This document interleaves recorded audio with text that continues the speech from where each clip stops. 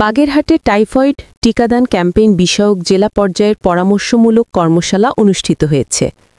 বুধবার ২৪ সেপ্টেম্বর ২০২৫ দুপুরে জেলা তথ্য অফিসের উদ্যোগে বাগেরহাট প্রেস ক্লাবের সম্মেলন কক্ষে এ কর্মশালার আয়োজন করা হয়।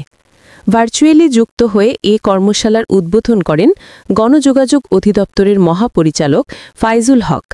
সকল ধরনের তথ্য সেবা পাবেন এখন এক অ্যাপে।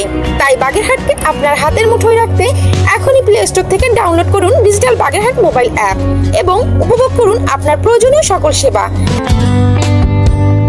বাগেরহাটের জেলা প্রশাসক আহমেদ কামরুল হাসানের সভাপতিত্বে এ সময় অন্যান্যদের মধ্যে বক্তব্য দেন civil surgeon officer medical officer doctor Riyaduzzaman, Bagerhat press ক্লাবের সভাপতি মোহাম্মদ কামরুজ্জামান, সাধারণ সম্পাদক তরফদার রবিউল ইসলাম, জেলা তথ্য কর্মকর্তা মইনুল ইসলাম প্রমুখ।